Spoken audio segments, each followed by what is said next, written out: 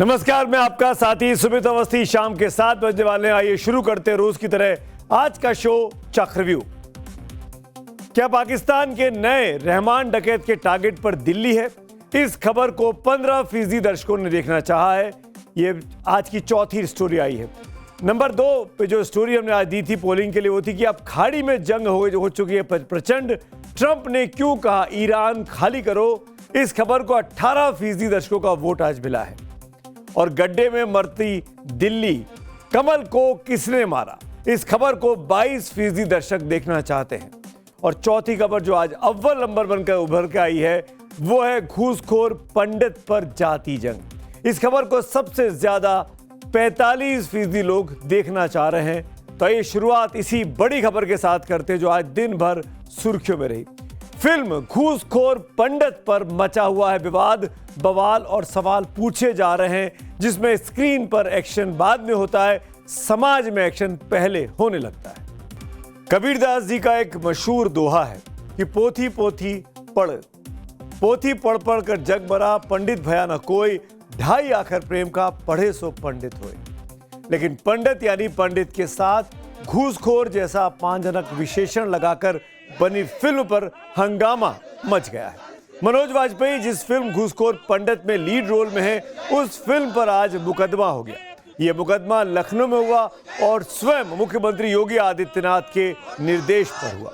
लखनऊ के हजरतगंज थाने में सामाजिक सद्भाव बिगाड़ने की कोशिश के आरोप में FIR दर्ज की गई है।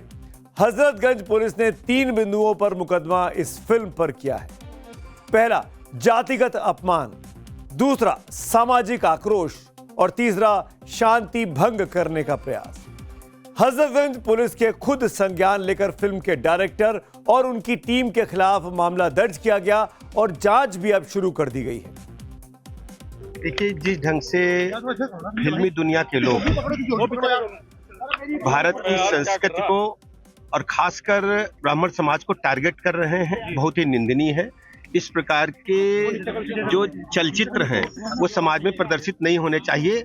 इसकी मैं घोर निंदा करता हूं। इस प्रकार के चरित्र को वर्णन करना, इस प्रकार के शब्दों का प्रयोग करना किसी ऐसे समाज के लिए जिसने देश और समाज के लिए सर्वस्व न्यौछावर करने का काम किया है। भोपाल में तो ब्राह्मण समाज ने इस फिल्म के खिलाफ प्रोटेस्ट किया। उनका गुस्सा इस बात पर फूटा कि फिल्म के नाम में घूसखोर पंडित लिखकर ब्राह्मणों को अपमानित किया जा रहा है और ये काम करने वाले भी ब्राह्मण ही हैं। दरअसल फिल्म के डायरेक्टर नीरज पांडे हैं जो कि ब्राह्मण हैं। फिल्म में लीड रोल निभा रहे मनोज वाजपेयी भी ब्राह्मण हैं। लेकिन आंदोलनकारी ब्राह्मणों की अब मांग है कि इस फिल्म पर रोक लगाई जाए। जो कलाकार है मनोज वाजपेयी और जो फिल्म बनाने वाला है वो नीरज पांडे। तुम्हें तो ब्राह्मण कहने पे भी हमें शर्म आ रही है, तुम्हारे तो ब्राह्मणत्व पे भी हमें शक है। तुम्हारा DNA टेस्ट कराना चाहिए। हमें तो शीर्षक और संवाद पे आपत्ति है। इनका जो शीर्षक है, संवाद है, ये अपना डिलीट करें, उसको हटाएं, तभी फिल्म चलेगी, वरना भोपाल, मध्य प्रदेश और भारत में ये फिल्म नहीं चलने देंगे। फिल्म को लेकर विरोध अयोध्या तक अब पहुंच गया है। वहां कई ब्राह्मण संगठनों ने इसे ब्राह्मणों के खिलाफ दुष्प्रचार माना। यहां तक कि संतों ने तो फिल्म के बहिष्कार की अब बात कर दी। क्या अन्य पंथ, मजहब, धर्म के लोगों को आप उसके नाम पर क्यों नहीं फिल्म बनाने का काम करते हो? आप क्या हिंदू सनातनियों को सहिष्णु समझ करके सनातनियों को टारगेट करने का काम करते हो? समाज में एक विध्वंसक जो है संदेश देने का काम करते हो, भ्रामक संदेश देने का काम करते हो। यह दुर्भाग्यपूर्ण है। मनोज वाजपेयी को शर्म आना चाहिए, क्योंकि मनोज वाजपेयी भी एक ब्राह्मण ही हैं और इस तरह से वो पंडित को घूसखोर साबित करना चाहते हैं। टाइटल क्या, उनको और कोई टाइटल नहीं मिला और कोई घूसखोर समाज में नहीं है। ऐसी स्थिति में पंडित घूसखोर नामक जो फिल्म आ रही है, इसका बाइकाट करना चाहिए। सभी समाज को इसका बाइकाट करना चाहिए। अब आपको इस फिल्म के बारे में बता देते हैं। फिल्म घूसखोर पंडित नाम है। OTT प्लेटफॉर्म है नेटफ्लिक्स, उस पर यह रिलीज होने वाली है। लेकिन फिल्म में पंडित को घूसखोर बताने के खिलाफ दिल्ली हाईकोर्ट में याचिका भी अब लग गई है। उस याचिका में कहा गया है कि यह एक समुदाय की सामूहिक मानहानि है। इस धार्मिक सामाजिक पहचान को जानबूझकर भ्रष्टाचार और रिश्वतखोरी से जोड़ा गया है। इसका मकसद पूरे ब्राह्मण समुदाय की सार्वजनिक प्रतिष्ठा को ठेस पहुंचाना है, क्योंकि पंडित शब्द ब्राह्मणों के लिए ही इस्तेमाल किया जाता है। एक पर्टिकुलर वर्ग को टारगेट किया यहाँ पे, वो गलत है। इसको मानते उन्होंने नाम चेंज करने की बात की है, साथ साथ और जितना एडवर्टाइजिंग मटेरियल को हटाने की बात की है, लेकिन जब तक वो नहीं हटता, नंबर 1, और साथ साथ जो कंटेंट वेरिफिकेशन है वो बहुत ज़रूरी है इस मूवी का, क्योंकि कहीं ना कहीं पूरे वर्ग को, ब्राह्मण कम्युनिटी को टारगेट यहाँ पे आपने आक्रोश है, गुस्सा है फिल्म के खिलाफ, और फिल्म में पंडितों के अपमान को लेकर योगी सरकार एक्शन में है, तो दलितों की पैरोकारी करने वाली बीएसपी सुप्रीमो मायावती भी ब्राह्मणों के सम्मान को लेकर अब मैदान में कूद पड़ी हैं। उन्होंने एक पोस्ट में एक्स पर लिखा है, ध्यान से देखिएगा, ये बड़े दुख व चिंता की बात है कि पिछले कुछ समय से अकेले यूपी में ही नहीं बल्कि अब तो फिल्मों में भी पंडित को घुसपैठिया बताकर पूरे देश में जो इनका अपमान व अनादर किया जा रहा है, जिससे समूचे ब्राह्मण समाज में इस समय जबरदस्त रोष व्याप्त है, इसकी हमारी पार्टी भी कड़े शब्दों में निंदा करती है। ऐसी जाति सूचक फिल्म पर केंद्र सरकार को तुरंत प्रतिबंध लगाना चाहिए। सिर्फ मायावती ने ही नहीं बल्कि धर्मगुरुओं ने भी फिल्म के ऐसे नाम पर ऐतराज जताया है, और उन धर्मगुरुओं में मुस्लिम भी शामिल है। हमें याद रखना चाहिए कि इस वक्त बॉलीवुड खत्म हो चुका है। अब बॉलीवुड वालों ने एक नया हरबा अपनाया है नफरत फैलाव का। ये नफरत फैलाने वाली ही फिल्में हैं, और ये इस तरह की मूवियां बंद होनी चाहिए और इन पर रोक लगनी चाहिए। फिल्म के विरोध का, प्रोटेस्ट का, राजनीतिक हस्तक्षेप का, कोर्ट कचहरी के चक्कर का असर भी हो गया है। फिल्म प्रोड्यूसर नीरज पांडे ने आधिकारिक बयान जारी कर फिल्म को पूरी तरह काल्पनिक बताया। साथ ही फिल्म का टीजर और उससे जुड़े सारे प्रमोशनल कंटेंट को नेटफ्लिक्स इंडिया के साथ साथ सोशल मीडिया अकाउंट्स और यूट्यूब से तुरंत हटा भी दिया गया है। नीरज पांडे ने सोशल मीडिया प्लेटफॉर्म इंस्टाग्राम पर एक पोस्ट लिखा, हम समझते हैं कि फिल्म के टाइटल से कुछ लोगों की भावनाएं आहत हुई हैं और हम उन भावनाओं का सम्मान करते हैं। इन्हीं बातों के मद्देनजर हमने फिलहाल फिल्म से जुड़ा सारा प्रमोशनल मटेरियल हटाने का फैसला किया है। हमारा मानना है कि फिल्म को पूरी तरह देखकर और उसकी कहानी के संदर्भ में समझा जाना चाहिए, ना कि सिर्फ कुछ झलकियों के आधार पर उसे आंका जाए। मैं जल्द ही ये फिल्म दर्शकों के साथ शेयर करने के लिए उत्सुक हूं। फिल्म घूसखोर पंडित में अभिनेता मनोज वाजपेयी एक भ्रष्ट पुलिस अधिकारी की भूमिका में निभा रहे हैं, ऐसा बताया जा रहा है, जिसका नाम अजय दीक्षित है और जिसे लोग पंडित के नाम से पुकारते हैं। इसी आधार पर फिल्म का नाम घूसखोर पंडित शायद रखा गया होगा। अब बवाल मचा तो मनोज वाजपेयी ने भी सोशल मीडिया पर एक पोस्ट लिखा कि जन भावनाओं को समझते हुए फिल्म निर्माताओं ने प्रचार सामग्री को हटाने का निर्णय लिया है। फिल्म में मुंबई में उद्धव ठाकरे की शिवसेना ने मामला भी अब दर्ज करा दिया है। अब फिल्म का नाम बदलेगा कि नहीं बदलेगा तो क्या होगा ये तो बाद में पता चलेगा, लेकिन फिल्म के खिलाफ जन भावनाएं सड़कों पर जरूर उमड़ पड़ी। हालांकि किसी फिल्म पर ना ये पहला विवाद है और ना ही ये आखिरी विवाद है, ये भी आपको समझना चाहिए। आप याद कीजिए कि जब फिल्म पद्मावत आई थी तो करणी सेना ने कैसे गदर मचा दिया था। उन्हें लगा था कि रानी पद्मावती का अपमान है। उसी तरह एक और फिल्म आई थी बिल्लू बार्बर, तब उसका विरोध हुआ था, तब बार्बर शब्द को हटाया गया। प्रकाश झा की फिल्म गंगा जल में साधु यादव के नाम के किरदार पर बवाल मच गया था। उस वक्त बिहार में राबड़ी देवी की सरकार थी और उनके भाई का नाम साधु यादव था। उन दिनों साधु यादव की छवि बहुत ज्यादा विवादित मानी जाती थी, इसीलिए फिल्म में जब खलनायक का नाम साधु यादव आया तो बवाल मच गया। अक्सर ऐसा होता है कि कई फिल्मों में कभी कहीं नाम पर तो कहीं दूसरे कारणों से विवाद पैदा हो जाता है। लेकिन आप सोचिए कि क्या बगैर कंट्रोवर्सी पैदा किए कोई अच्छा नाम नहीं रखा जा सकता? क्या सामान्य नामों से अच्छी फिल्में या कंटेंट नहीं तैयार किया जा सकते? जैसे कि मैं आपको याद दिलाऊं, कुछ OTT के प्लेटफॉर्म पर बढ़िया देखने वाली चीजें हैं, उनके नाम कितने सिंपल हैं। गुल्लक, पंचायत, ये ऐसे सीरियल हैं, ऐसी सीरीज हैं जो सुपर डुपर हिट हुए हैं। क्यों हुए? क्योंकि उनका कंटेंट जानदार था, उनकी स्टोरी, उनके किरदार पर काम किया गया था। कोई विवाद नहीं था, पर इतना बढ़िया लिखा गया था इस पूरी सीरीज को कि शानदार, हर व्यक्ति को पसंद आई। तमाम फिल्में आती हैं जो अपने नाम से नहीं, कंट्रोवर्सी और जिज्ञासा और दिलचस्पी पैदा करती हैं। और ऐसी जो कंट्रोवर्शियल चीज़ें लगता है कई बार कि जानबूझकर की जाती हैं ताकि सस्ती लोकप्रियता मिल सके, क्योंकि अगर आप मार्केटिंग करने जाएंगे, फिल्म का प्रचार प्रसार करेंगे तो खर्चा होगा। कंट्रोवर्सी क्रिएट कर लो, आसानी से सारा काम हो जाएगा। फिलहाल घूसखोर पंडित के सारे प्रमोशनल मटेरियल जब फिल्म निर्माताओं ने हटा लिए हैं तो उम्मीद है कि मामला शांत पड़ जाएगा। लेकिन राजनीति अब शोर करने लगी है। योगी आदित्यनाथ और मायावती के तुरंत एक्शन में आने को उनकी ब्राह्मण राजनीति से जोड़कर भी यूपी में देखा जा रहा है। अगर मुख्यमंत्री योगी आदित्यनाथ की बात करें तो पिछले दिनों संगम मेला स्नान को लेकर शंकराचार्य अभिमुक्तेश्वरानंद के योगी सरकार पर लगातार हमले से यह आशंका जताई जा रही थी कि कहीं ब्राह्मण बीजेपी और खासकर योगी सरकार से नाराज न हो जाए। जिस तरह अभिमुक्तेश्वरानंद डिप्टी सीएम केशव प्रसाद मौर्य की पैरोकारी मुख्यमंत्री पद के लिए करने लगे थे, उससे भी ब्राह्मण वोटों के डेविएट होने की आशंका जताई जा रही थी। ब्राह्मण समाज से आने वाले यूपी के प्रशासनिक अधिकारी, आपको याद होगा, अलंकार अग्निहोत्री ने ब्राह्मण सम्मान को लेकर सरकारी पद से इस्तीफा दिया। उससे भी अटकलें लगाई गई कि कहीं ब्राह्मण यूपी में बीजेपी से नाराज तो नहीं चल रहे हैं। पिछले महीने आपको याद होगा लखनऊ में बीजेपी के 52 ब्राह्मण विधायकों की सीक्रेट मीटिंग से भी ये अटकलें लगी कि ब्राह्मण योगी सरकार से कहीं नाराज तो नहीं चल रहे हैं। लेकिन 100 सुनार की और 1 लोहार की। उसी तर्ज पर योगी आदित्यनाथ की सरकार में सबसे पहले घूसखोर पंडित पर एक्शन हो गया, मुकदमा दर्ज हो गया।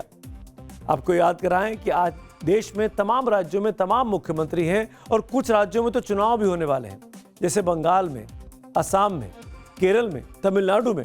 लेकिन वहां के मुख्यमंत्रियों ने मुकदमा नहीं किया। वहां के मुख्यमंत्री को यह नहीं लगा कि ब्राह्मण उनसे नाराज हो जाएंगे। यूपी में जो कि चुनाव 1 साल बाद होना है, वहां पर तुरंत यूपी के मुख्यमंत्री के कहने पर यूपी पुलिस ने मुकदमा दर्ज कर लिया। इसीलिए यूपी में ब्राह्मण वोटों की मदद का स्वाद मायावती भी चख चुकी है। उसके बारे में आपको याद दिला देता हूं।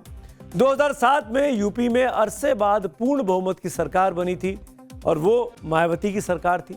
तब ब्राह्मणों की पहली पसंद मायावती मानी गई। उस दौरान बीएसपी ने नारा दिया कि ब्राह्मण शंख बजाएगा, हाथी बढ़ता जाएगा, और हाथी आगे बढ़ा भी। हाथी यानी बीएसपी का चुनाव चिन्ह। अब मायावती एक बार फिर सक्रिय हुई हैं और वो चाहती हैं कि 2007 वाला वोट समीकरण 2027 में भी वो दोहरा ले। तब दलितों और मुसलमानों के साथ मायावती को ब्राह्मणों के वोट भी जमकर मिले थे। लेकिन 2017 से ब्राह्मणों की पहली पसंद उत्तर प्रदेश में बीजेपी बनी हुई है। लगता है उसी छटके हुए वोट बैंक को अपनी झोली में वापस लाने के लिए मायावती अब कोशिश कर रही है। और योगी ने तो एक्शन करके पंडित जी के सम्मान वाला दांव पहले ही चल दिया। अब विपक्ष भी ये कह रहे हैं कि फिल्म का नाम ब्राह्मणों का अपमान कर रहा है। जो माहौल है देश में, खास करके पहले तो धर्म के आधार पे हो रहा था, अब जातिवाद पे हो रहा था। यूजीसी गाइडलाइंस भी इतनी डिस्क्रिमिनेटरी आई थी। उस माहौल में ऐसी टाइटल्स, फिल्म के टाइटल्स लाना, हाउ इज इट राइट? देश की राजनीति में ब्राह्मणों की अहम भूमिका रही है, आज भी है। अब तक देश में 14 प्रधानमंत्री ऐसे हुए हैं कुल मिला के, जिनमें 6 प्रधानमंत्री ब्राह्मण समुदाय से आते हैं। और इन 6 का अगर आप कुल कार्यकाल जोड़ लें तो आज़ादी के 75 में से 50 सालों तक ब्राह्मणों ने देश पर के प्रधानमंत्री रहे। अगर स्पेसिफिकली यूपी की करें तो 21 मुख्यमंत्रियों में 5 ब्राह्मण हुए हैं और उनका कुल कार्यकाल 17 साल का रहा है। हालांकि ये भी एक सच्चाई है कि 1989 के बाद यानी पिछले 36 सालों से कोई ब्राह्मण उत्तर प्रदेश का मुख्यमंत्री नहीं बन पाया है। लेकिन सवाल है कि जाति को लेकर इतना आग्रह क्यों होना चाहिए? हमारा संविधान कहता है कि भारत एक सेक्युलर स्टेट है। सेक्युलर का मतलब सिर्फ धर्म निरपेक्षता से नहीं बल्कि जाति निरपेक्षता से भी होना चाहिए। ये जाति का भेद किए बगैर सबको बराबरी का अधिकार देता है। लेकिन हिंदुस्तानियत और इंसानियत से ज्यादा जाति को लेकर हमारा खून गाढ़ा हो जाता है। हालांकि इस बीच जाति की उच्चता की दीवार को तोड़ते हुए एक आदिवासी महिला भारत की प्रथम नागरिक यानी राष्ट्रपति हैं। दलित समाज से आने वाली 2 हस्तियां राष्ट्रपति रह चुकी हैं, के.आर. नारायणन और रामनाथ कोविंद। ओबीसी तबके से आने वाले नरेंद्र मोदी देश के प्रधानमंत्री हैं इस टाइम। फिर भी जाति हमारे समाज को जड़ता की जंजीरों में बांध कर रखी हुई है। जब जाति जाति की रट लगी हुई हो तो महाभारत के महान योद्धा कर्ण को आधार बनाकर रश्मि रथी में राष्ट्रकवि रामधारी सिंह दिनकर ने जो लिखा था उसको हम आपको याद करवाना चाहेंगे। मैं वॉल पर लिए चलता हूं आपको, और रश्मि रथी की वो जो कविता है जो रामधारी सिंह दिनकर साहब ने लिखी, वो आज पढ़ लेनी बहुत जरूरी है।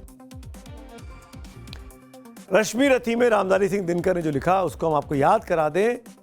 जब ये घटना तब की है जब कुरुराज कुमारों की शस्त्र विद्या की परीक्षा हो रही थी, तो कर्ण भी वहां पहुंचे। जब कर्ण ने अर्जुन को शस्त्र प्रतियोगिता के लिए ललकारा तो गुरु कृपाचार्य ने कर्ण की जाति पूछ ली थी। तब कर्ण ने जो कहा उसे अपने शब्दों में दिनकर ने कुछ इस तरीके से लिखा है। जाति जाति रटते हैं वो जिनकी पूंजी पाखंड, मैं क्या जानू जाति, जाति है मेरे भुजदंड। ऊपर सिर पर कनक छत्र, भीतर काले के काले, शर्माते हैं नहीं जगत में जाति पूछने वाले। जिस देश में राजनीतिक पार्टियों का गठन जातियों के नाम पर हुआ हो, जिस देश की बड़ी बड़ी राजनीतिक पार्टियां जाति के नाम पर अपने उम्मीदवारों का चुनावों में चयन करती हो, जिस देश में आजादी के 75 साल बाद भी मेरी जाति और तेरी जाति की बात होती हो, तो फिर जातिवाद कैसे खत्म होगा? यानी जहरीली राजनीति के चलते अपने देश में जाति है कि जाति नहीं, और जब तक ये जातिवाद का जहर समाज से जाएगा नहीं, तब तक समानता की बात करना जाति ही लगती है। कम से कम मुझे ऐसा ही दिखाई देता है। आइए बढ़ते हैं आज की अगली कहानी की ओर, जो एक और ऐसी कहानी है जो दिल्ली के लोगों को जरूर देखनी चाहिए, दिल्ली के पूरे हिंदुस्तान को देखनी चाहिए।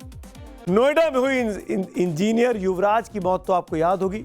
युवराज की मौत के अभी 20 दिन भी नहीं गुजरे हैं कि दिल्ली में 25 साल के कमल की मौत भी हो गई, और वो भी गड्ढे में गिरकर। गड्ढे में मरती दिल्ली, ये हम यूं ही नहीं कह रहे हैं। सड़क पर खोदे गए गड्ढे में 25 साल के एक नौजवान की मौत कब होती है? ये तब होती है जब सिस्टम ही मर जाए। देश की राजधानी दिल्ली में दरअसल यही हुआ है। आपके टीवी स्क्रीन पर ये उसी गड्ढे की तस्वीरें हैं। ये दिल्ली के जनकपुरी में हुआ है। इस गड्ढे को दिल्ली जल बोर्ड की तरफ से खोदा गया।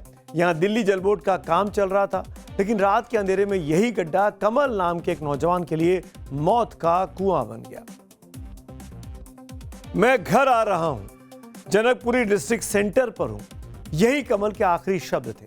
कल रात कमल की अपने परिवार वालों से रात में 11:53 पर आखिरी बार फोन पर बात हुई थी। कमल रोहिणी में HDFC बैंक में नौकरी करता था। वो रोज 11 बजे शिफ्ट खत्म कर घर वापस लौटता था, लेकिन रात ज्यादा हो गई और वो अपने घर जब नहीं पहुंचा तो घर वालों ने उसे फोन किया, लेकिन फोन नहीं उठा। घबराए परिवार वालों ने रात 1 बजे से ही पुलिस चौकी और थानों के चक्कर काटना शुरू कर दिया। टॉर्च से लेकर उसी रूट पर कमल की तलाशी भी की। कमल के भाई का कहना है कि पूरे परिवार ने पूरी रात कमल को ढूंढा, लेकिन सुबह करीब 7:30 बजे पुलिस की ओर से उसकी लाश मिलने की सूचना परिवार को दी गई। कमल का परिवार रात भर पुलिस थानों के चक्कर काटता रहा, लेकिन सिस्टम ने जैसे आंखें मूंद ली थी। किसी को कोई फर्क ही जैसे नहीं पड़ रहा था। सुबह शव मिला और जब सवाल खड़े हो रहे हैं कि यह हादसा है या कोई साजिश, सुनिए मृतक कमल के जुड़वा भाई करण का क्या कहना है। पूरे रूट में मैंने 2 बारी चेक किया। हाँ। 2 बारी मैं गया वहाँ पे, 2 बारी मैं आया। हाँ। और मुझे कुछ नहीं मिला वहाँ रास्ते में। अच्छा, तो क्या आपने इन गड्ढों को भी चेक किया था? हाँ, मैंने रात को 1:30 बजे इस वाले गड्ढों को स्पेशली एक बार चेक किया था। तो क्या वहाँ पे थे? उस टाइम पे तो नहीं थे। क्या लग रहा है वजह कि आपको? थोड़ा सस्पिशियस है मेरे को मामला, क्योंकि दिल्ली में जो अभी केसेस चल रहे हैं, हाँ। तो मुझे भी लग रहा है कि कुछ हो सकता है। ये तस्वीर है जिनकी मौत इस गड्ढे में हुई है। फिलहाल परिवार का ये कहना है कि थोड़ा सस्पिशियस लग रहा है, क्योंकि हो सकता है कि ये एक्सीडेंट ना हो, किसी ने उन्हें मारकर गड्ढे में फेंक दिया गया। फिलहाल पुलिस इस पे तफ्तीश कर रही है। क्या बेहद दर्दनाक, बेहद अफसोसजनक। आपको याद होगा आज से सिर्फ 20 दिन गुजरे हैं जब 16 जनवरी को नोएडा के सेक्टर 150 में 27 साल के सॉफ्टवेयर इंजीनियर युवराज मेहता की जान चली गई थी। नोएडा में युवराज अपनी कार समेत पानी से भरे गड्ढे में गिरा था और 2 घंटे तक मदद मांगता रहा। गड्ढे के बाहर था, मतलब डूबा नहीं था, और सिस्टम के खोदे गड्ढे में उसकी जान सबकी आंखों के सामने चली गई, यहां तक कि उसके पिता की आंखों के सामने। और अभी सिर्फ 20 दिन बाद दिल्ली के जनकपुरी में कमल की जान चली गई है।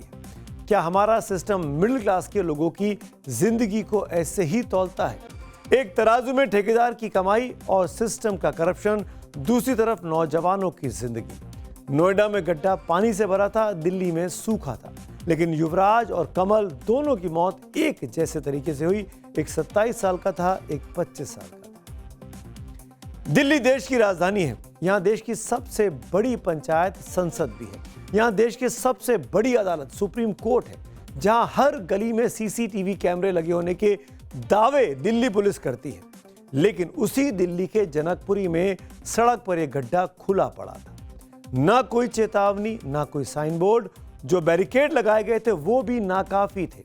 ऑन द स्पॉट से हमारे सहयोगी अनुज मिश्रा की जब आप ये ग्राउंड रिपोर्ट देखेंगे ना, तो आंखें खुली की खुली रह जाएंगी। अक्टूबर से ही ये सड़क जो है वो बंद था। एक तरफ का ही रास्ता जो है वो खुला हुआ है। सामने आप तस्वीरों में देख सकते हैं, ये एक तरफ का रास्ता खुला हुआ है, लेकिन ये रास्ता जो है वो बंद था।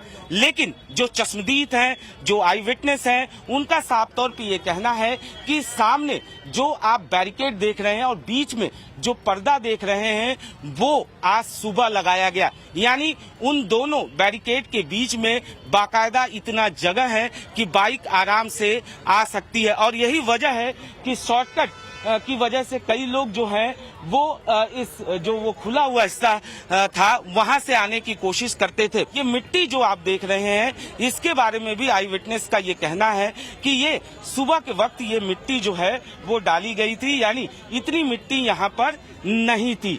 सवाल ये भी उठ रहे हैं कि किसी तरीके का यहाँ पर साइन बोर्ड नहीं था, किसी तरीके की कोई निगरानी, कोई चौकसी नहीं थी, कोई यहाँ पर बताने वाला नहीं था। और साथ ही साथ जिस तरीके से इतना बड़ा ये गड्ढा है उसको लेकर किसी तरीके की कोई चेतावनी यहाँ पर नहीं थी। आप देख सकते हैं वो सीसीटीवी जो है वो उस घर में जरूर लगा हुआ है, लेकिन बताया जा रहा है कि शायद वो काम नहीं कर रहा था। फिलहाल इसकी जांच की जा रही है।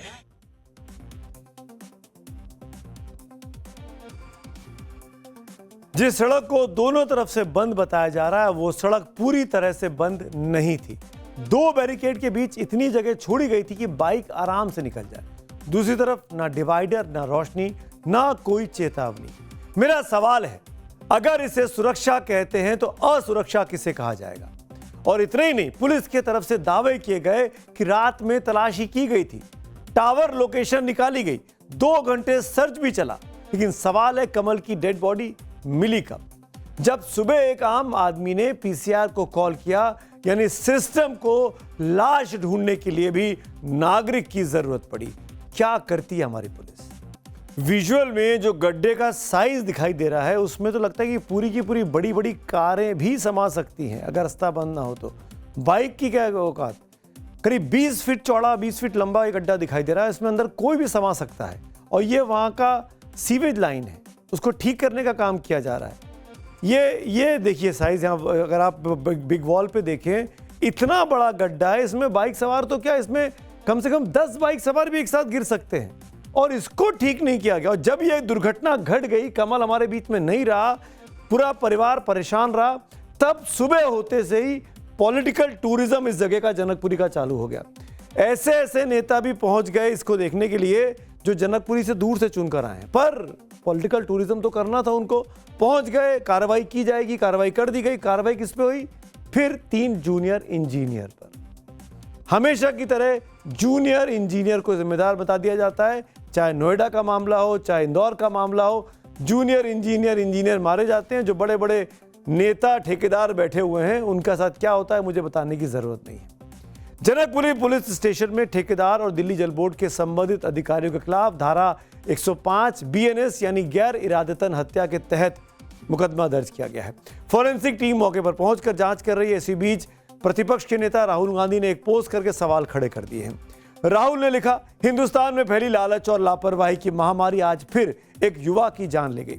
असली कातिल सड़क नहीं, गैर जिम्मेदार सत्ता है।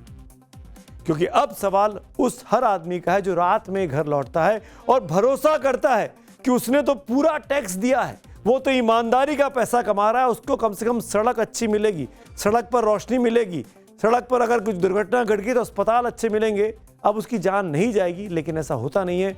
जान भी जा रही है, सड़कें भी खराब हैं। और ये राजधानी का आलम है, ये NCR का आलम है जो नोएडा में हुआ। अब सवाल उस हर आदमी का है जो रात में घर लौटता है, जैसा कि मैंने बताया, लेकिन दिल्ली की सड़कों पर गड्ढे मौत का इंतजार कर रहे हैं। और सिस्टम जांच का, जांच से याद आया नोएडा के, जिसका मैं जिक्र कर रहा था, सेक्टर 150 में युवराज की मौत पर जो घटना हुई थी उसकी एसआईटी बनी थी, वो जांच पूरी कर ली गई है। एसआईटी ने 600 से अधिक पन्नों की रिपोर्ट यूपी सरकार को सौंपी। मुख्यमंत्री के कहने पर एसआईटी बनी थी। रिपोर्ट में नोएडा प्राधिकरण, पुलिस और रेस्क्यू टीमों एसडीआरएफ और एनडीआरएफ को भारी लापरवाही के लिए जिम्मेदार माना गया है। अवैध 70 फीट खुदाई और सुरक्षा मानकों की अनदेखी उजागर हुई, यह भी रिपोर्ट में लिखा गया है। दूसरी तरफ इलाहाबाद हाईकोर्ट में एमजेड विस्टाउन के मालिक अभय कुमार ने हेबियस कॉर्पस याचिका दाखिल की थी। अभय कुमार ने हेबियस कॉर्पस याचिका को हाईकोर्ट ने न सिर्फ मंजूर किया बल्कि उनको रिहा करने का आदेश भी दे दिया। आपको बता दें कि हेबियस कॉर्पस होता क्या है। हेबियस कॉर्पस यानी बंदी प्रत्यक्षीकरण याचिका ये तब मंजूर की जाती है जब किसी इंसान को गैर कानूनी या अवैध रूप से हिरासत में ले लिया गया हो। अब सोचिए, योगी सरकार की पुलिस कैसे मुख्यमंत्री योगी आदित्यनाथ, जो जिनकी लॉ एंड ऑर्डर वाली इमेज है, उसको धूमिल कर रही है। जो कानून के सबसे बड़े पैरोकार के तौर पर मुख्यमंत्री अपने आप को पेश करते हैं, उनकी पुलिस कैसे उनकी इमेज पर डैमेज कर रही है, ये नोएडा का एग्जाम्पल सामने है। इससे पहले 2 और आरोपी जमानत पर रिहा हो चुके हैं। सीजीएम कोर्ट ने लोटस ग्रीन बिल्डर कंपनी के कर्मचारी रवि बंसल और सचिन करनवाल को भी जमानत दे दी है। अब आगे बढ़ते हैं आज की अगली कहानी की ओर, जो आप लोगों ने वोटिंग करके पसंद की, और ये कहानी पाकिस्तान की है, जो कि न सिर्फ आज धमाकों से दहल गया बल्कि आज आपको वो चेहरे भी पाकिस्तान के दिखाते हैं जो इस तरह के कथित धमाकों के पीछे जिम्मेदार माने जा सकते हैं। मैं बात कर रहा हूं एक नए रहमान डकैत की, जिसके टारगेट पर दिल्ली को लेने की उसने बात कही है। एक तरफ जुबानी गीदड़ भभकी, दूसरी तरफ ग्राउंड पर आतंकी रहमान के मंसूबों को भारतीय सेना का मुंहतोड़ जवाब। देश के गृह मंत्री अमित शाह जम्मू कश्मीर में है, बॉर्डर के फॉरवर्ड पोस्ट पर पहुंचकर बीएसएफ के जवानों से वो मिलते हैं, हौसला अफजाई जवानों की करते हैं। तो वहीं आज ही पाकिस्तान की राजधानी इन तमाम घटनाओं के बीच में इस्लामाबाद के इमामबाड़ा में जुम्मे की नमाज के दौरान इतना बड़ा धमाका हुआ कि पूरा पाकिस्तान हिल गया।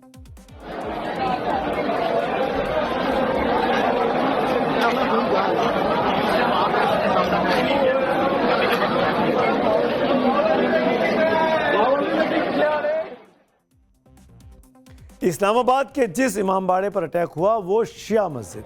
सुसाइड अटैक में जब तक ये खबर लिखी जा रही थी 69 लोगों के मारे जाने की पुष्टि हो चुकी है, जबकि 170 से ज़्यादा लोग घायल बताए गए और कई इनमें बहुत सीरियस भी हैं। सुन्नी बहुल पाकिस्तान में जुम्मे के दिन शिया मस्जिद पर हुआ यह हमला केवल एक आतंकी घटना पर नहीं है, बल्कि ये पाकिस्तान के भीतर गहराते सिविल वॉर जैसे हालातों की ओर इशारा कर रहा है। पाकिस्तान की आबादी में शिया एक तरीके से अल्पसंख्यक माने जाते हैं। पाकिस्तान की बहुसंख्यक मुस्लिम आबादी में सुन्नी मुसलमान 90% के करीब हैं, तो वहीं शिया मुसलमान महज 8-9% के आसपास हैं। ऐसे में सवाल बड़े हैं कि क्या पाकिस्तान में शियाओं के साथ ये जुल्म क्यों हो रहा है? पाकिस्तान में क्या शिया नरसंहार का दौर शुरू हो गया है, जैसा कि कभी 80 और 90 के दशक में हुआ करता था? क्या फील्ड मार्शल आसिम मुनीर की लीडरशिप में अब शिया निशाने पर आ चुके हैं? सवाल ये इसलिए भी महत्वपूर्ण हो जाता है कि पाकिस्तान का पड़ोसी ईरान, जो शियाओं की आबादी का सबसे बड़ा मुल्क है, उससे पाकिस्तान क्या अमेरिका के इशारे पर जानबूझकर पंगे ले रहा है? और अगर पाकिस्तान ईरान में तनाव बढ़ता है तो इसका फायदा किसे होगा? और ऐसे में सबसे अहम पॉइंट ये हो जाता है कि क्या यह हमला ईरान को उकसाने के लिए किया गया है? पाकिस्तान के भीतर शियाओं पर हमला। अब एक बार फिर बात उसी आतंकी अब्दुल रहमान की करूंगा जिसकी तस्वीर मैं आपको कुछ देर पहले दिखा रहा था, जो भारत के खिलाफ जहर उगल रहा था। दिल्ली को दहलाएंगे, आगरे को जलाएंगे, क्या क्या बोलता है। ऐसे में अब सवाल उठते हैं, और सवाल ये कि क्या आतंकी रहमान की ये धमकी कश्मीर में आतंक पर लगातार जारी चोट की बौखलाहट है? दिल्ली और आगरा का नाम लेकर क्या लश्कर भारत के हार्टलैंड को टारगेट करने की साजिश रच रहा है? पिछले 48 घंटों में जैश के 3 आतंकियों का खात्मा, क्या ये पाकिस्तान की बौखलाहट है, या फिर अखंड भारत को खंड खंड करने का ख्वाब देखने वालों को ये पता चल गया है कि उनकी कब्र खोदने का सामान हिंद की सेना ने तैयार कर लिया है? सवाल है कि जम्मू कश्मीर में मारे गए ये 3 आतंकी उसी दिल्ली आगरा मॉड्यूल का हिस्सा थे जिसका जिक्र आतंकी अब्दुल रहमान कर रहा है। पाकिस्तान में खुलेआम भारत के खिलाफ जहर उगल रहा आतंकी अब्दुल रहमान मिल्ली मुस्लिम लीग का नेता है। मिल्ली मुस्लिम लीग पाकिस्तान का एक इस्लामी राजनीतिक दल है जिसे 26/11 मुंबई हमले का मास्टरमाइंड आतंकी कमांडर हाफिज सईद ने शुरू किया था। पाकिस्तान का चुनाव आयोग इस दल को मान्यता नहीं देता है। वहीं अमेरिका भी इसे आतंकी संगठन लश्कर तैयबा का मुखौटा संगठन मानता है। आतंकी रहमान हाफिज का बेटा तलहा सईद का करीबी भी बताया जाता है। लेकिन जिस तरह आतंकी रहमान पाकिस्तान में खुलेआम तकरीर कर रहा है, भारत में हमले की धमकी दे रहा है, उससे तो ये साफ है कि उसके सिर पर पाकिस्तान के हुक्मरानों के साथ साथ मुनीर का भी हाथ है। लेकिन हम तो यही कहेंगे कि रहमान जैसे आतंकियों के भारत का खंड खंड का सपना कभी पूरा नहीं हो सकता। उल्टे हकीकत यह है कि खंड खंड तो पाकिस्तान का होने वाला है। कैसे होगा, इसके लिए कल शाम 6:57 पर चक्रव्यूह का स्पेशल वीकेंड शो आप जरूर देखिएगा, कैसे खंड खंड होने वाला है पाकिस्तान। और अब खाड़ी में जंग प्रचंड, और इसकी वजह है ग्लोब पर एक ऐसा मुल्क जिसके पास आधिकारिक तौर पर एक भी परमाणु बम नहीं है, लेकिन पश्चिम के ताकतवर मुल्क ये मानने को तैयार नहीं है। उस देश पर सालों से दुनिया के सबसे कड़े प्रतिबंध लगाए हुए हैं, लेकिन फिर भी दुनिया की महाशक्ति अमेरिका इस मुल्क से सीधे सीधे कोई भी पंगा या झंझट मोल लेने के नाम से आज भी थर थर कांपती है। जी हां, मैं बात कर रहा हूं ईरान की। अब अमेरिका ने अपने नागरिकों को फौरन ईरान छोड़ने को कह दिया है। अमेरिका ने ईरान के चारों ओर जमकर सैन्य घेरेबंदी कर ली है। युद्ध की बात राष्ट्रपति ट्रंप हर रोज कर रहे हैं, लेकिन ईरान पर हमला नहीं कर पा रहे। अब तो युद्ध की बनी स्थिति को टालने के लिए अमेरिका और ईरान के साथ बातचीत करने को भी तैयार हो गया है। दोनों देशों में यह बातचीत ओमान की राजधानी मस्कट में हुई। ईरान की ओर से विदेश मंत्री अब्बास अराक्ची शामिल हैं, तो अमेरिका की ओर से मिडिल ईस्ट के प्रेसिडेंट ट्रंप के विशेष दूत स्टीव विटकॉफ और ट्रंप के दामाद जेरेड कुशनर इसमें हिस्सा ले रहे हैं, जबकि मध्यस्थता ओमान के विदेश मंत्री सैयद बद्र अल बुसैदी कर रहे हैं। ऐसे में सवाल कुछ खड़े होते हैं। अगर ईरान के पास एटम बम नहीं है तो अमेरिका इजराइल मिलकर ईरान को ग्लोब से मिटाने की कस्में क्यों खाते हैं? क्या ईरान ने चोरी छिपे एटम बम बनाने की क्षमता विकसित कर ली है? क्या डोनाल्ड ट्रंप का असली डर परमाणु बम है, या ईरान की वो मिसाइलें जो बिना परमाणु वॉरहेड के भी तबाही ला सकती हैं? और सबसे बड़ा सवाल है कि क्या अमेरिका और इजराइल मिलकर ईरान को परमाणु युग में कदम रखने से पहले ही फिनिश करने का प्लान बना चुके हैं? और अब बात करते हैं कार्यक्रम के आखिर में पब्लिक व्यू की, जनता के सेंटिमेंट क्या कह रहे हैं। चंदन सिंह, क्या दिल्ली की सड़कों पर चलना प्रशासनिक लापरवाही के भरोसे छोड़ दिया गया है? अगला पोस्ट है अभय कुमार सिंह राजपूत का, और ये लिखते हैं यूजीसी वापसी पर चर्चा होनी चाहिए और यूजीसी वापस होनी चाहिए। तो इसी नोट पर आज मेरे साथ चक्रव्यूह में इतना ही। अब आपसे मुलाकात होगी कल शाम 6:57 पर, लेकिन चक्रव्यूह स्पेशल के साथ। शुभ रात्रि।